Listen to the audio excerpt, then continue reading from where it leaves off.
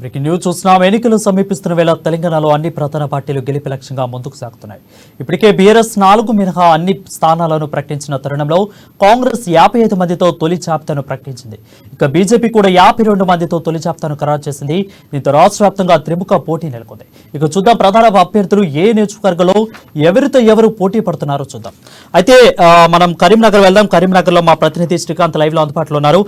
Sridhar Babu versus పుట్టా మధు మందని నియోజకవర్గంలో వీళ్ళిద్దరికి ఏ విధంగా ఉండబోతుందో మనం చూద్దాం. అదేవిధంగా Jeevan Reddy versus doctor M Sanjay Kumar Jagtial నియోజకవర్గంలో వాళ్ళిద్దరికి పోటీ పడుతుంది. అయితే కాంగ్రెస్ అభ్యర్థిగా కోమటిరెడ్డి వెంకటరెడ్డికి నల్గొండ నుంచి ఇస్తే అటు సూర్యాపేట నుండి గుడికొంట్ల జగదీష్ రెడ్డికి అయితే వాళ్ళు ఇచ్చారు. సో నెక్స్ట్ మనం కాంగ్రెస్ అభ్యర్థి ఉత్తమ్ కుమార్ రెడ్డికి హుజరాబాద్ నియోజకవర్గం నుండి ఇస్తే బీఆర్ఎస్ మాత్రం శానంపూడి సైద్ రెడ్డికి అయితే నియోజకవర్గంలో పోటీ పడేలాగా అవకాశాలు కల్పించింది. సో దీని మీద పూర్తి అప్డేట్స్ మా ప్రతినిధి శ్రీకాంత్ లైవ్ లో అందుబాటులో ఉన్నారు. శ్రీకాంత్ చెప్పండి.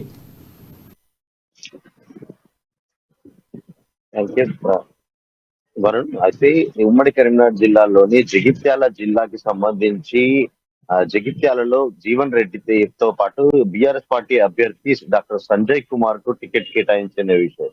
అయితే ఇప్పటికే ఈ ఫస్ట్ లిస్ట్ లో కూడా జగిత్యాల జిల్లాలో కూడా ఈ కాంగ్రెస్ అభ్యర్థిగా జీవన్ రెడ్డి గతంలో కాంగ్రెస్ హయాంలో మంత్రిగా కూడా చేసిన అనుభవజ్ఞులు ఉన్నారు. దాదాపు ఈయన ఈ నియోజకవర్గం నుండి గట్టి పోటీ ఇవ్వబోతున్నారని కూడా చెప్పవచ్చు. గతంలో బీఆర్ఎస్ పార్టీ ఉద్యమ సమయంలో తెలంగాణ రాష్ట్ర సమితి తెలంగాణ రాష్ట్ర సెంటిమెంట్ తో కూడా అధికారంలోకి వచ్చిన బీఆర్ఎస్ పార్టీ ఈసారి మాత్రం కాస్త గడ్డకాలం అని చెప్పవచ్చు. ప్రధానంగా జీవన్ రెడ్డి ఇక్కడ సమస్యలపై కూడా నిత్యం పోరాటం సాగిస్తుంటారని కూడా చెప్పవచ్చు. అది ఇథనాల్ ఫ్యాక్టరీకి సంబంధించి ఫ్యాక్టరీని రద్దు చేయాలని చెప్పేసి కూడా ఆయన పెద్ద ఎత్తున కూడా ఉద్యమం చేసిన పరిస్థితి అయితే అనుకున్నాయి. అంతేకాకుండా ప్రతి సమస్యపై అంటే ఒక రాజకీయంగా కూడా ఒక మంచి పరిజ్ఞానం కలిగిన వ్యక్తి జీవన్ రెడ్డి అని కూడా చెప్పవచ్చు. ఇకపోతే మంత్రి నియోజకవర్గానికి వచ్చేసి శ్రీధర్ బాబు, దుద్దిల్ల శ్రీభాదరావు తనయుడు శ్రీధర్ బాబు గతంలో కూడా ఎమ్మెల్యేగా మంత్రిగా కూడా చేసిన అనుభవం ఉంది. ఈ ప్రాంతం నుంచి అదే తరహాలో బీఆర్ఎస్ పార్టీ నుంచి కూడా పుట్ట మధు గతంలో ఎమ్మెల్యే చేసిన అనుభవం కూడా ఉంది. ప్రస్తుతం ఆయన జెడ్పీ చైర్మన్ గా కొనసాగుతున్నారు. అయితే సిట్టింగ్ ఎమ్మెల్యే అంటే ఈసారి మళ్ళీ పుట్ట మధు టికెట్ కేటాయించడం జరిగింది. బీఆర్ఎస్ పార్టీ టికెట్ కేటాయించడం జరిగింది. కాంగ్రెస్ నుంచి తిరిగి శ్రీధర్ బాబు పోటీ చేయనున్నారు. అంటే గతం రాష్ట్ర వ్యాప్తంగా కూడా కాంగ్రెస్ పార్టీకి చరిష్మా పెరుగుతుండటంతో ఈసారి కూడా ఈ 2 నియోజకవర్గాల్లో దాదాపుగా కాంగ్రెస్ పార్టీ గెలుపు తథ్యమని కూడా రాజకీయ విశ్లేషకులు కూడా భావిస్తున్న పరిస్థితి అయితే ఉంది. అధికార బీఆర్ఎస్ పార్టీకి చెందిన వైఫల్యాలను సంక్షేమ పథకాలలో అవకతవకలను కూడా పెద్ద ఎత్తున కూడా అంటే ప్రజలలో అవగాహన కూడా పెరిగిపోయింది. రాష్ట్ర వ్యాప్తంగా కూడా ప్రతి దాంట్లో కూడా సంక్షేమ పథకాలలో వాటాలు గాని అక్రమాలు గాని ఇలాంటి పొరపాట్ల వల్ల కూడా బీఆర్ఎస్ కు ఒక మైనస్ గా మారిందని కూడా చెప్పవచ్చు. ఇకపోతే ఎక్కడికక్కడ అంటే ఇప్పుడు ఇటీవల కాలంలో చూస్తున్నట్టయితే సాక్షాత్తు ముఖ్యమంత్రి నిండు అసెంబ్లీలో కూడా ఎమ్మెల్యేల పనితీరుపై ఆగ్రహం చేసిన పరిస్థితే ఉంది. అంటే ఇంత పెద్ద తీవ్ర స్థాయిలో కూడా అవినీతి జరుగుతుంది అనడానికి సాక్షాత్తు ముఖ్యమంత్రి మాటల నుండి ఒక ఉదాహరణ కూడా తీసుకోవచ్చు. ప్రజల్లో ఈసారి రాజకీయ చైతన్యం వచ్చి అంటే 2 పర్యాయాలు కూడా బీఆర్ఎస్ పార్టీ అధికారంలోకి ఉండడంతో మార్పు కూడా కోరుకుంటున్న పరిస్థితి నెలకొంది.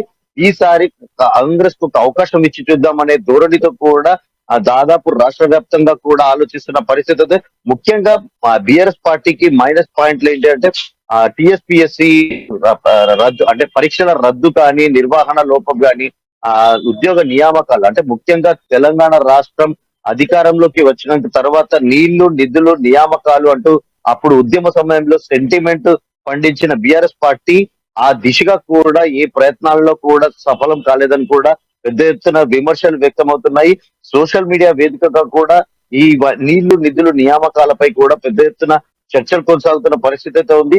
ముఖ్యంగా యువకులు ఈసారి కీలకం. అంటే యువత పాత్ర మాత్రం బీఆర్ఎస్ పార్టీని ఓడగొట్టాలని ప్రధాన లక్ష్యంగా కూడా కనబడుతున్నట్టుగా చెప్పవచ్చు. కాంగ్రెస్ పార్టీకి అవకాశం ఇస్తే ఈసారి అంటే 6 గ్యారంటీ పథకాలలో అన్ని వర్గాల వారికి చెందిన దాదాపుగా యువతులు, మహిళలు, వృద్ధులు, రైతులు ఇలా ప్రతి ఒక్కరు అంటే యువకులకు కూడా పెద్దపీట 6 గ్యారంటీ సూత్రాలతో ఇప్పటికే అభ్యర్థులు ముందంజలో ఉన్నారు. 6 గ్యారంటీ సూత్రాలు దాదాపుగా ప్రతి వర్గానికి చెందిన వారికి కూడా అనుకూలంగా ఉండడంతో కాంగ్రెస్ పార్టీకి విజయావకాశాలు ఎక్కువగా కనిపిస్తున్నాయి. వారు కోమటిరెడ్డి వెంకటరెడ్డి శ్రీకాంత్, కోమటిరెడ్డి వెంకటరెడ్డి ఆల్రెడీ పార్టీలోకి, కాంగ్రెస్ పార్టీలోకి వచ్చారు. ఎంత మేర కోమటిరెడ్డి వెంకటరెడ్డి ప్రభావం అనేది నల్గొండ జిల్లాలో పడుతుంది? అదేవిధంగా బీఆర్ఎస్ నుండి అయితే సూర్యాపేట గుడికంట్ల జగదీష్ రెడ్డికి అయితే పార్టీ టికెట్ దక్కింది. అయితే కోమటిరెడ్డి వెంకటరెడ్డి ప్రభావం ఓవరాల్ జిల్లా మీద ప్రభావం పడే అవకాశాలు అక్కడ ఏమైనా కనిపిస్తున్నాయా? కోమటిరెడ్డి వెంకటరెడ్డి కూడా దాదాపుగా గట్టి పోటీ ఇవ్వనున్నారని కూడా చెప్పవచ్చు.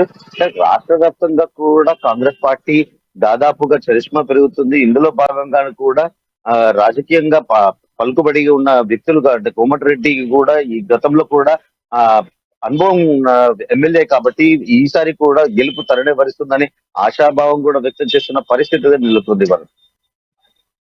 శ్రీకాంత్, ఉత్తమ్ కుమార్ పార్టీ నుంచి మారిపోతారు, పార్టీ నుంచి వెళ్ళిపోతారనే చాలా వార్తలు అయితే వచ్చినాయి. కానీ ఇక్కడైతే కాంగ్రెస్ తరపు నుంచి హుజూర్ నగర్ నుంచి అయితే ఇచ్చారు. హుజూర్ నగర్ నుంచి మళ్ళీ బీఆర్ఎస్ తరపు నుంచి శానం సైతిరెడ్డికి అయితే ఇచ్చారు. వీళ్ళిద్దరి మధ్య పోటీ ఏ విధంగా ఉండిపోతుంది? ఉత్తమ్ కుమార్ రెడ్డి గతంలో కాంగ్రెస్ పార్టీలో కూడా ఎమ్మెల్యేగా చేసిన అనుభవం ఉండడంతో ఈసారి ఆయన 2 స్థానాలకు గాను ఆయన టికెట్ ఆశించిన విషయం తెలిసిందే. అయితే ఇక గట్టి పోటీ నెలకొననుంది. హుజూర్నగర్ నుంచి ఉత్తమ్ కుమార్ రెడ్డి దిగుతున్నారు, సైదిరెడ్డి కూడా బరిలో దిగుతున్నారు ఎమ్మెల్యేగా. అయితే ఈ ఇద్దరి మధ్యలో దాదాపుగా ఈసారి కాంగ్రెస్ హవా వీస్తుండడంతో ఉత్తమ్ కుమార్ రెడ్డికి గెలిచే అవకాశాలు కూడా ఎక్కువ. గతంలో ఇక్కడ బీఆర్ఎస్ పార్టీ బాగా వేసిన ఇప్పుడు మార్పు కోరుకుంటున్న తరుణంలో కూడా ఉత్తమ్ కుమార్ రెడ్డిని విజయ అవకాశాలు ఎక్కువగా భరించే అవకాశం అయితే ఉందని చర్చనైతే కొనసాగుతుంది వారు.